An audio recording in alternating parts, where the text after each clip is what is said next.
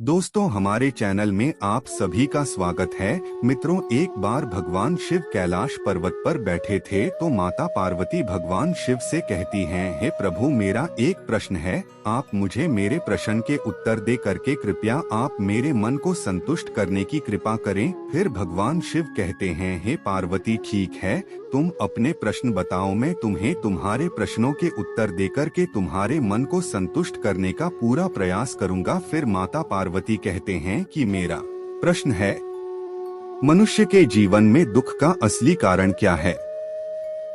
फिर भगवान शिव कहते हैं कि हे पार्वती, तुम्हारा प्रश्न बहुत ही महत्वपूर्ण है, इसलिए मैं तुम्हें तुम्हारे प्रश्न के उत्तर एक छोटी सी कहानी के माध्यम से दूंगा। इसलिए मैं तुम्हें जो भी कहानी सुनाऊं, इस कहानी को पूरा और पूरे मन के साथ सुनना है, क्योंकि तुम्हारे प्रश्न के उत्तर इस कहानी में समाये हुए हैं। फिर माता पार्वती कहते हैं कि हे प्रभु, मैं आपको वचन देती हूँ, हे प्रभु, जब आप कहानी सुनेंगे तो मैं पूरे तन और मन के साथ सुनूंगी। कृपया कहानी सुनाने की कृपा करें। तो मित्रों, कहानी शुरू करने से पहले आप सबसे मेरा अनुरोध है, निवेदन है कि आप हमारी कहानी में खो जाएं, उससे पहले हमारे चैनल को सब्सक्राइब करके बेल आइकन अवश्य दबा ले, से हमारे वीडियो का हर नोटिफिकेशन सबसे पहले आप तक पहुंच सके और हमारे वीडियो से प्राप्त ज्ञान का आप अपने जीवन में लाभ उठा सके। तो इसलिए कहानी शुरू करते हैं। भगवान शिव कहते हैं कि है पार्वती, दुख का प्रमुख कारण इंसान स्वयं होता है। उसके पास हजारों चीजें होती है, प्यार उसमें से कोई एक चीज नहीं होती है, तो वो उस कमी के कारण ही परेशान होता रहता है, दुखी होता रहता है। आइए इस विषय में आपको एक छोटी सी कहानी बताता हूँ। एक बड़े से शहर में एक बड़े होटल मालिक ने अपनी होटल में एक शानदार स्विमिंग पूल बनवाया। पूल बनना शुरू हुआ, जो भी देखता उसकी बहुत तारीफ करता, क्योंकि उस पूल में बहुत ही सुंदर इटालियन टाइल्स लगाई जा रही थी। परंतु मिस्त्री की गलती से कुछ जगह पीआर वो टाइल्स लगाना भूल गया। अब जो भी यात्री आते वो स्विमिंग पूल की प्रशंसा तो कम करते, पीआर उस कमी की आलोचना जरूर करते। होटल मालिक इस बात से बड़ा दुखी होता। यह एक मनोवैज्ञानिक तथ्य है। घर है, पीआर बड़ा नहीं है। गाड़ी तो है, पीआर फोर व्हीलर नहीं है। बच्चे हैं, पीआर वंश बढ़ान वाला बेटा नहीं है। गर्मी का मौसम है तो हे भगवान, इस गर्मी से छुटकारा दो, अब तो बस बारिश आ जाए। बारिश लगातार ज्यादा हो गई तो उससे दुखी। हमारे मुंह में 32 दांत है, लेकिन जवान हमेशा टूटे हुए दांत को ही छूती है। बार बार उस कमी को याद किया जाता है। घर में बहुत सारा फर्नीचर है, लेकिन किसी कुर्सी या टेबल को खराब हो जाने के कारण वहां से हटा दिया जाता है। पीआर वह अपनी अनुपस्थिति दर्ज करवाता ही है। एक माँ के अगर 2 बेटे हैं, उनमें से एक अगर विदेश में रहता है तो माँ को उसकी ज्यादा फिक्र होगी, उसे बार बार याद करेगी, बजाय उसके जो उनके पास में रहकर माँ की सेवा कर रहा है। क्यों खुश नहीं होते हैं हम? जो हमारे पास है उससे क्यों भागते हैं? उन चीजों के पीछे जो हमारे लिए कोई अस्तित्व नहीं रखती। जो ईश्वर ने हमें दिया है उसे पाने के लिए कितने लोग तरसते हैं।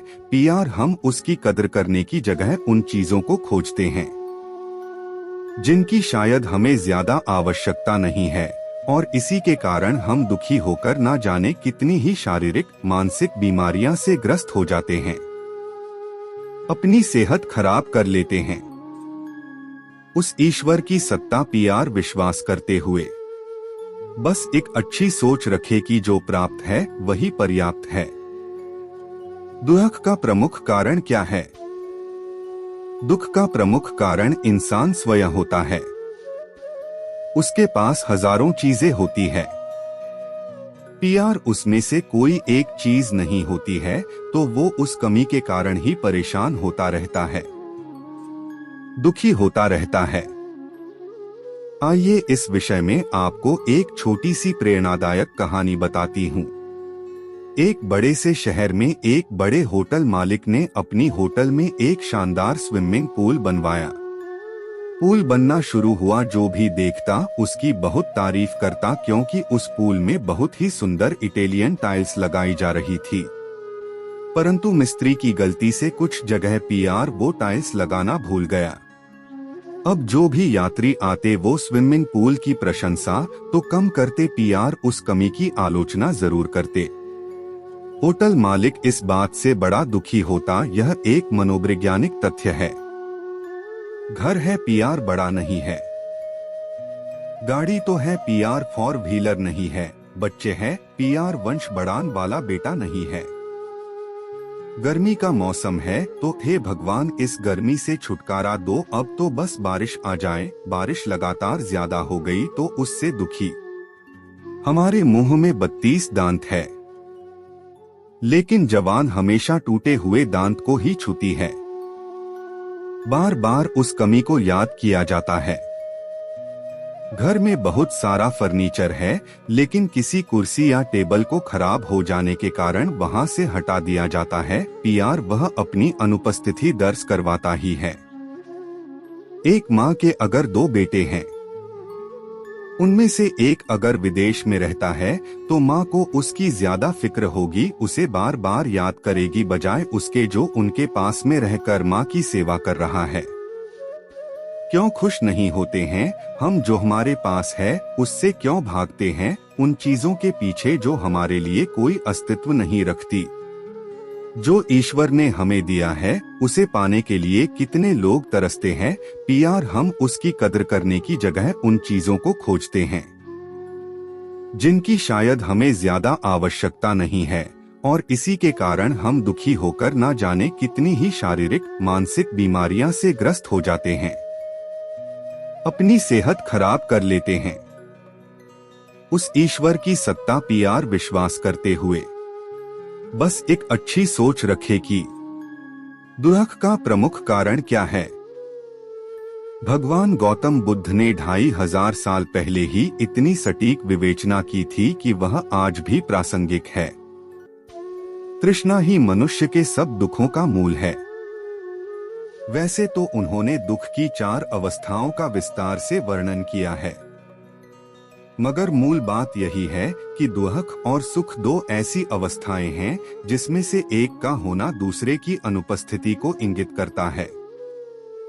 इसलिए बुद्ध ने आनंद की स्थिति को ही आत्मसात करने की प्रेरणा दी। इस विषय पर कोई आध्यात्मिक व्याख्यान भी इसकी सटीक परिभाषा नहीं हो सकती।